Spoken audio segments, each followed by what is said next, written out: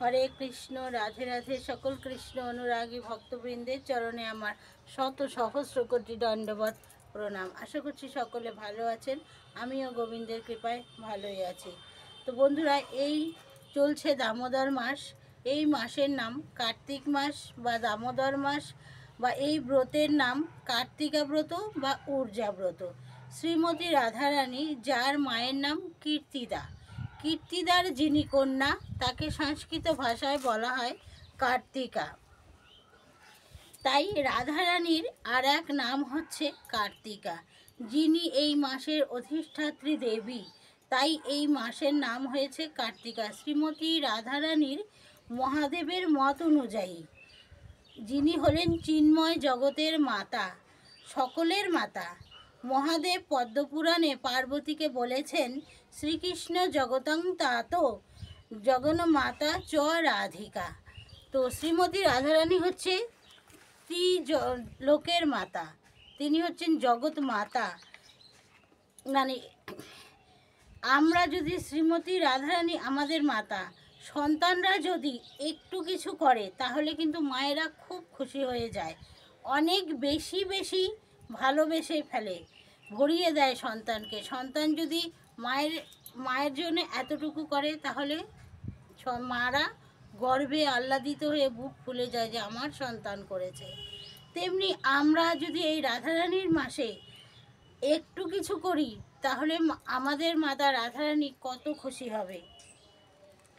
কারণ এই কার্তিক মাসে যশোদা মা ভগবান শ্রীকৃষ্ণকে, মানে এই মাসকে কেন দামোদর মাস বলা হচ্ছে, কারণ হচ্ছে যশোদা মাতা ভগবান শ্রীকৃষ্ণকে এই মাসে কোমরে দড়ি দিয়ে বেঁধেছিলেন। ভগবান শ্রীকৃষ্ণ, যাকে মুনি ঋষিরা কোটি কোটি বছর ধরেও তপস্যা করে তার চরণটুকু দর্শন করতে পারে না, তার চরণ স্পর্শ করতে পারে না, কেবলমাত্র প্রেমের দ্বারা ভগবানকে দড়ি দিয়ে বেঁধেছিলেন শ্রীমতী রাধারানী, কেবলমাত্র দড়ি দিয়ে বেঁধেছিলেন শ্রীমতী যশোদা রানী, মাতা যশোদা। যে মাসে, মানে দাম মানে দড়ি এবং উদর মানে কোমর, যে মাসে ভগবানকে কোমরে দড়ি দিয়ে বাঁধা হয়েছিল, সেই জন্য এই মাসের নাম হয়েছে দামোদর মাস। ঊর্জাব্রত কেন বলা হয়?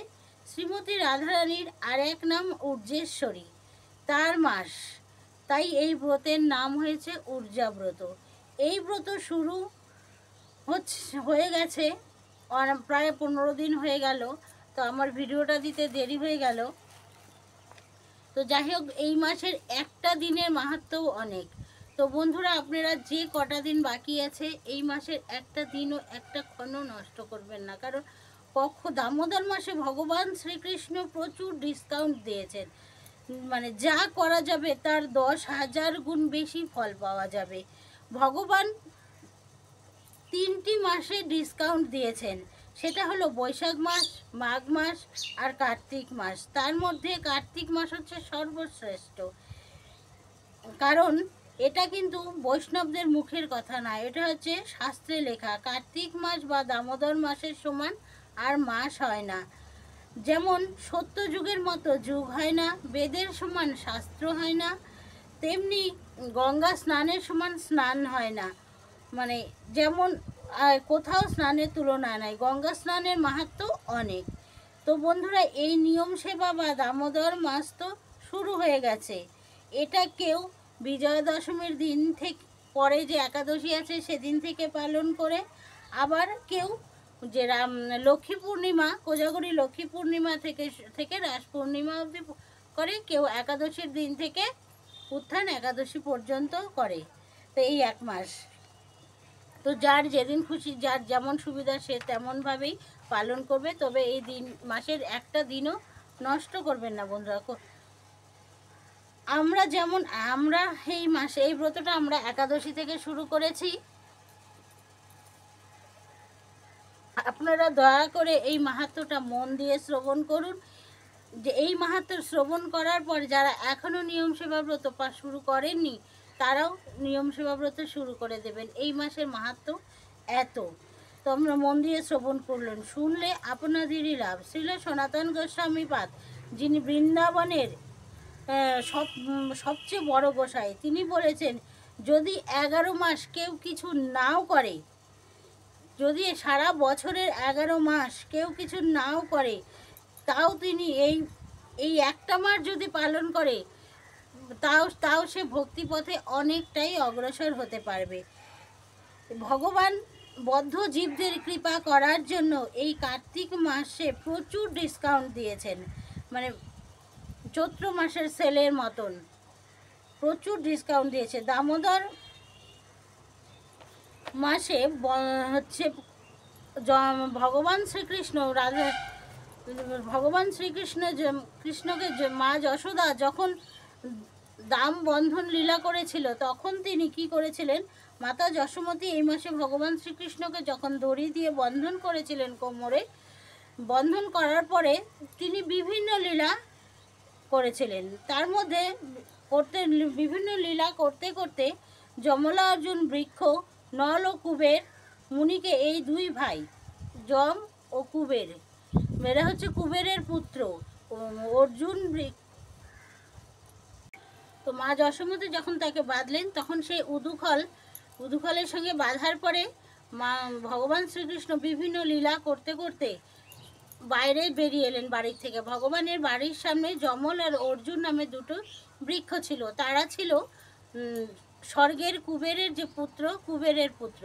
তারা অসৎ পথে মানে কি বলবো, মানে অসৎ কাজে নিযুক্ত হওয়ার ফলে নারদমুনি তাদের অভিশাপ দিয়েছিল, এবং নারদমুনির অভিশাপেই তারা ভগবানের কৃপা বা আশীর্বাদ পাওয়ার জন্য ভগবানের বাড়ির সামনে বৃক্ষরূপে জন্মগ্রহণ করেছিলেন। তারা অসৎ কাজটা কী করেছিল, নারদমুনি যখন স্বর্গে গিয়েছিলেন, তখন তারা এত মানে ধনির পুত্র, এত অহংকার, এত গর্ব, যে তারা স্বর্গের উর্বশীদের সঙ্গে বিবস্ত্র হয়ে জলকেলি করছিলেন।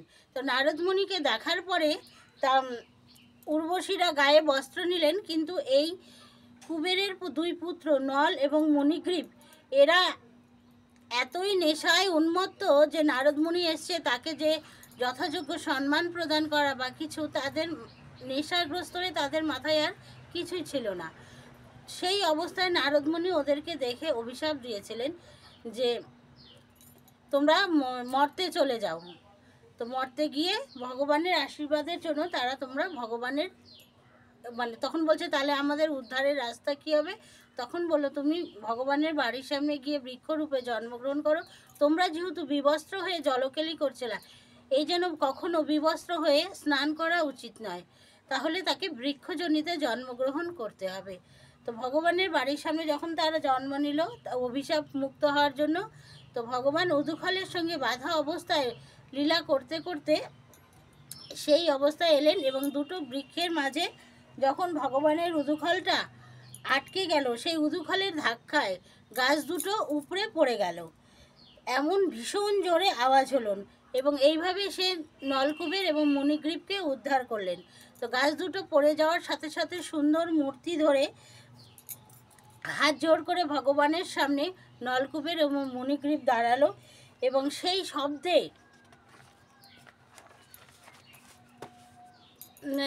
শব্দে গোপিকারা, তখন তো এই কৃত্রিম আলোর ব্যবস্থা ছিল না, গোপিকারা প্রদীপ হাতে নিয়ে ভগবানকে আলো দেখিয়েছিলেন।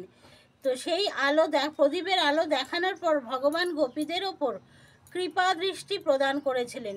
তো বন্ধুরা, এই মাসে কিছু করতে না পারলেও শুধুমাত্র ভগবানকে প্রদীপ দেখান, তাহলেও অনেক লাভ, প্রচুর লাভ।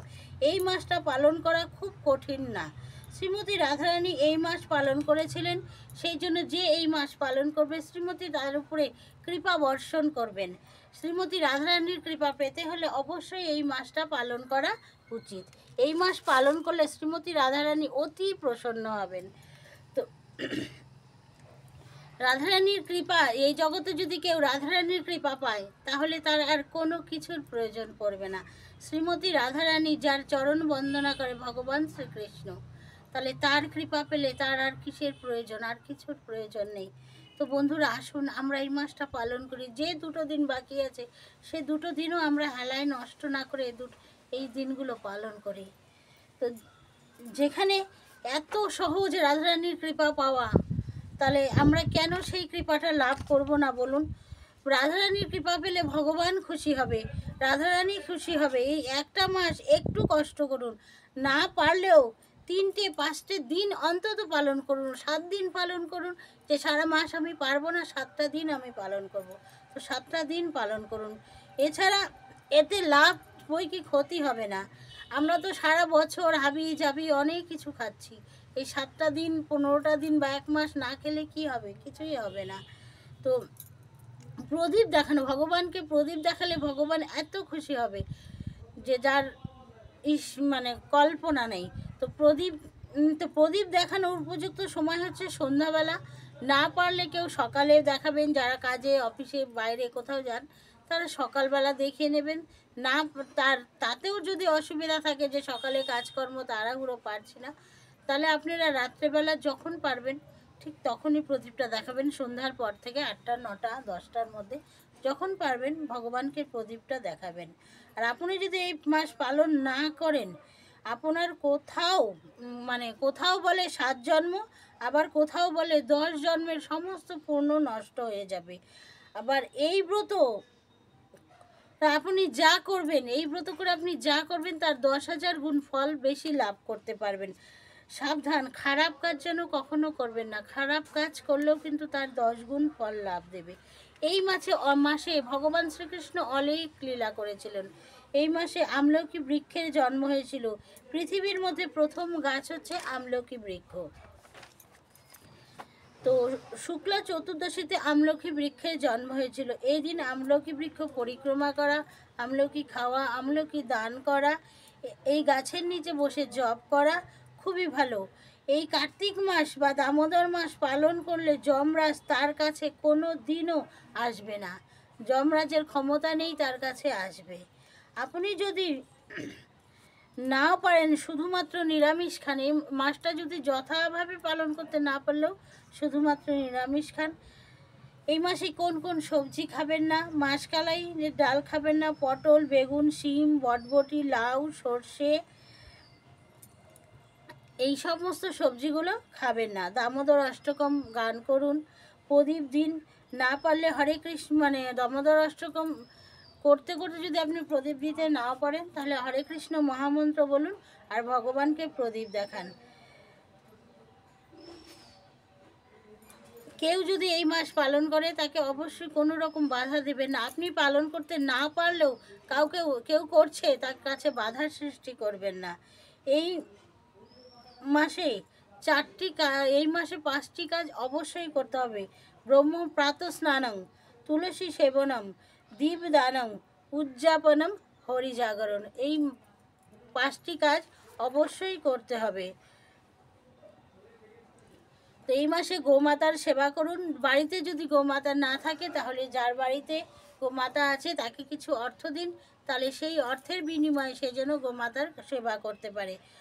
তো ভগবানকে এই মাসে কিভাবে প্রদীপ দেখাবেন? দামোদর মাসের বা দাম বন্ধনের যে ছবি, সেই ছবিটা যদি কালেক্ট করতে পারেন তবে খুবই ভালো।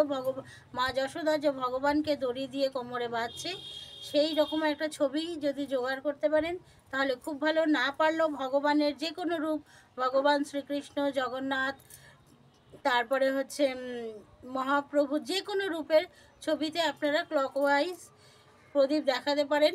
বাদিক থেকে ডান দিকে ঘুরবে, প্রথমে চরণে 4 বার, নাভিপদ্মে 2 বার, মুখমণ্ডলে 3 বার এবং সর্বাঙ্গে 7 বার।